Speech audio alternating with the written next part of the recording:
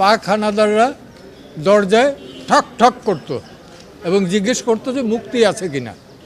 আর 2024 সালে দেখলাম যে যে দেশটা আমরা রক্তের বিনিময়ে 30 লক্ষ শহীদের রক্তের বিনিময়ে স্বাধীন করলাম, সেই দেশে ব্লক রেড দিয়ে রাতের অন্ধকারে 2-3টার সময় ঠক ঠক করে জিজ্ঞেস করে কোনো ছাত্র আছে কিনা। যদি থাকে তাহলে আবার মোবাইলটা চেক করেন, রাস্তাঘাটেও এটা করেন। কোন আইনের বলে করেন, কোন অধিকার বলে করেন? মোবাইল চেক করার রাইট তো কারো নাই। It is absolutely personal affairs. আপনারা জানেন দ্বিতীয় বিশ্বযুদ্ধের সময়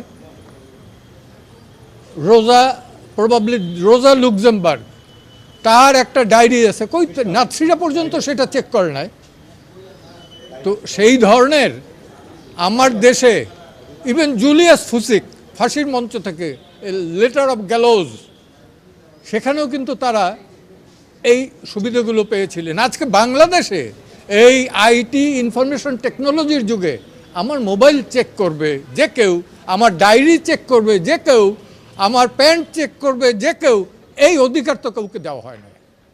স্পেসিফিক যদি কোনো এলিগেশন থাকে, হ্যাঁ আমার বিরুদ্ধে সেটা দিবে, থানায় ডায়েরি করবে এবং গ্রেপ্তার করবে। তো এইটার তো কোনো নেই। এবং এইখানে অ্যাপেলেট ডিভিশনের 54 এবং 167 রিমান্ড এবং 54-এ গ্রেপ্তার নিয়ে একটা সুনির্দিষ্ট নীতিমালা আছে। এই যে ডিবিতে নিরাপত্তার নামে নাকি রাখা হয়েছে, এইটা কোন আইনে? ডিবি কিভাবে রাখতে পারে নিরাপত্তা আইনে? ডিবির কোনো অধিকার নাই তাদের নিরাপত্তার জন্য রাখতে পারবেন। এবং এইটাই ছিল আমার সাবমিশন। প্রশ্ন তুলেছে যে খাওয়ানোর পরে নিয়ে আবার ছবি তোলা হয়, কি বলতে চেয়েছে হাইকোর্ট? কি বলতে চেয়েছে? সেটা বলছে যে এইগুলো ফান। এটা কখন কি বলছে এক্স্যাক্টলি? ভাতের টেবিলে বসে ছবি তুইলে এটা ই করেন, আপনি কি এটা মস্করা পাইছেন? ঠিক এই মস্করা ল্যাঙ্গুয়েজটা ইউজ করছে। তারপরে এটা কি এখন কি হবে কালকে? এবং পুরো কালকে সরকার একটা এফিডেভিট ইন অপোজিশন দেবে, আর আমরা একটু কারেকশন করে দিচ্ছি। এবং হ্যাভিয়াস কর্পাসে, হ্যাঁ আমরা চেয়েছি যে এই 6 জনের মুক্তি এবং ইললিগাল ডিটেনশন এটা যাতে বন্ধ হয়। All sorts of illegal detention either কোর্টে প্রডিউস করবে অথবা রিলিজ কোর্টে প্রডিউস করবে অর রিলিজ করবে। আমরা বলছি যে লাইভ গান শুট যাতে কোনো স্টুডেন্টের উপর যাতে না হয়। Enough is enough. অনেক প্রাণ ঝরেছে, অনেক ইভেন ট্রমাটাইজড হয়ে গেছে। আমরা চাচ্ছি সর্বমহলে একটা শান্তিপূর্ণ অবস্থান বিরাজিত হবে এবং এখানে নিরীহ ছাত্র 16, 17, 18 বছরের এই ছেলেগুলো যাতে কোনো বুলেট বিদ্ধ হয়ে আর যাতে কবরে শায়িত না হয়, আর যাতে হাসপাতালের মর্গে না যায়।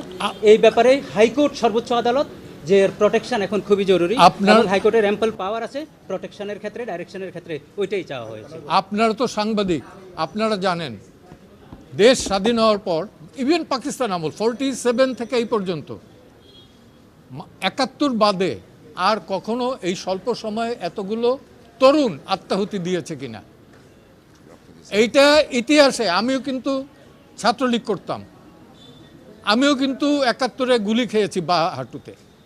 কিন্তু এই দুরবস্থা দেশের, এটা কিন্তু কাম্য নয়, কারোরই নয়। কালকে যে আমাকে না করে আপনাকে করবে তার তো কোনো নিরাপত্তা নেই।